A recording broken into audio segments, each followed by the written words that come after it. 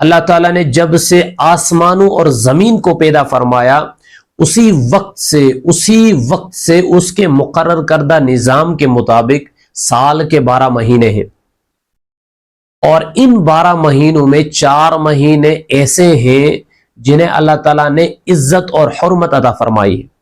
یہی سیدھا اور درست دین ہے، لہٰذا ان مقدس مہینوں میں گناہوں، نافرمانیوں اور ہر قسم کے ظلم کے ذریعے اپنے اوپر زیادتی نہ کرو، بلکہ اللہ تعالیٰ کی عبادت، نیکی اور تقوی اختیار کرو۔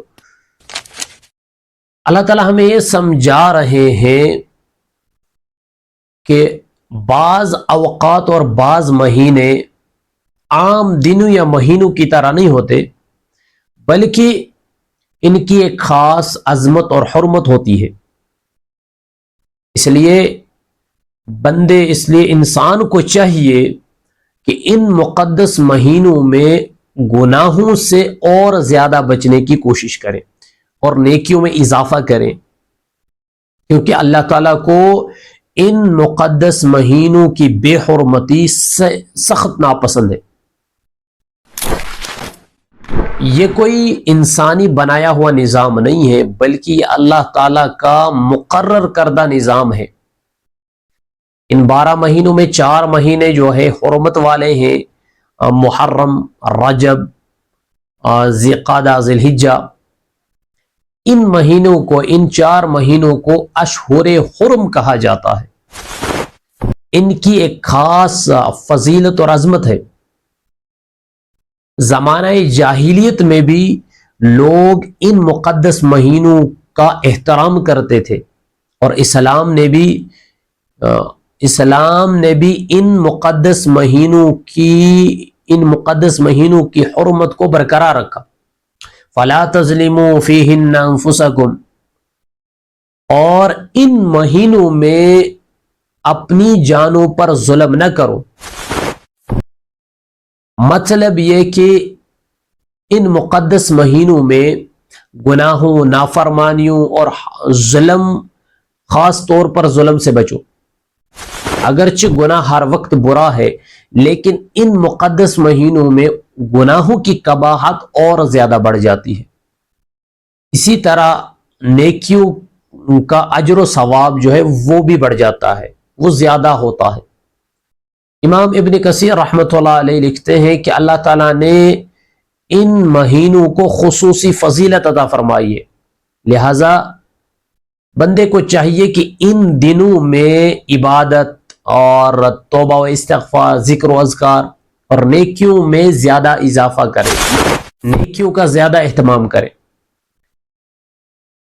ان 4 مہینوں میں ایک مہینہ، ایک اہم ترین مہینہ محرم الحرام ہے، جو آج چل رہا ہے۔ اس سے اسلامی سال کا آغاز ہوتا ہے۔ محرم الحرام عظمت اور برکت والا مہینہ ہے۔ خود رسول اللہ صلی اللہ تعالی علیہ وسلم نے اس مہینے کو شہر اللہ یعنی اللہ کا مہینہ قرار دیا۔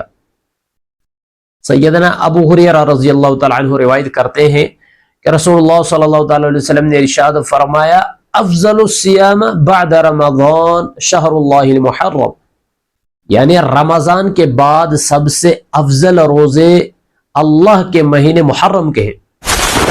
محرم کی 10 تاریخ کو عاشورہ کہا جاتا ہے۔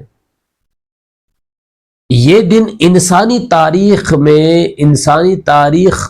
میں انتہائی عظمت کا حامل ہے۔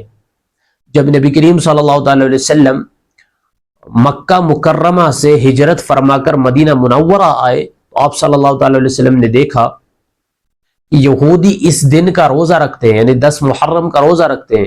آپ صلی اللہ تعالی علیہ وسلم نے ان سے وجہ دریافت کی۔ انہوں نے عرض کیا کہ یہ ایک اچھا دن ہے، اس دن بنی اسرائیل، اللہ تعالیٰ نے بنی اسرائیل کو ان کے دشمن یعنی فرعون سے نجات دی تھی، لہٰذا موسیٰ علیہ السلام نے اس دن کا روزہ رکھا۔ تو رسول اللہ صلی اللہ تعالی علیہ وسلم نے ارشاد فرمایا کہ ہم موسیٰ علیہ السلام کے تم سے زیادہ حقدار ہیں۔ چنانچہ آپ صلی اللہ تعالی علیہ وسلم نے خود بھی روزہ رکھا اور صحابہ کرام رضوان اللہ علیہم اجمعین کو بھی اس کا حکم دیا۔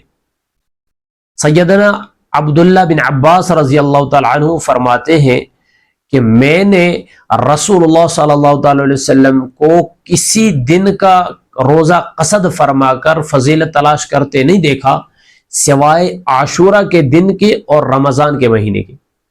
سیدنا قتادہ رضی اللہ تعالیٰ عنہ روایت کرتے ہیں کہ رسول اللہ صلی اللہ تعالی علیہ وسلم نے فرمایا کہ مجھے اللہ تعالیٰ کی ذات پر امید ہے کہ عاشورہ کا روزہ پچھلے 1 سال کے گناہ مٹا دیتا ہے۔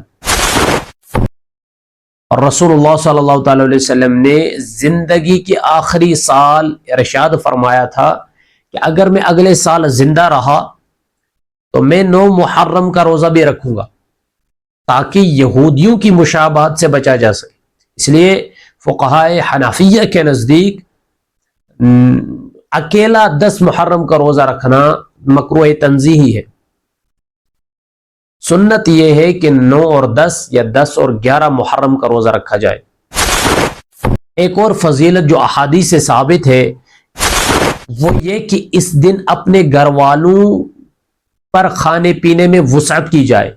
سیدنا عبداللہ بن مسعود رضی اللہ تعالیٰ عنہ روایت کرتے ہیں کہ رسول اللہ صلی اللہ تعالی علیہ وسلم نے ارشاد فرمایا کہ جس شخص نے عاشورہ کے دن اپنے اہل و عیال پر رزق میں وسعت کی تو اللہ تعالیٰ پورے سال اس کے رزق میں وسعت فرمائے گا۔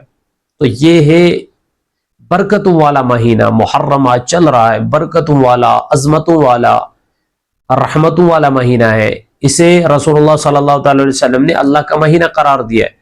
تو اس مہینے میں خوب عبادت کریں اور اس مہینے میں گناہوں سے بچنے کی کوشش کریں، اپنے اوپر ظلم کرنے سے بچیں۔ اللہ تعالی ہم سب کو گناہوں سے بچنے کی توفیق عطا فرمائے اور اللہ پاک ہم سب کو اپنے حفظ و امان میں رکھے۔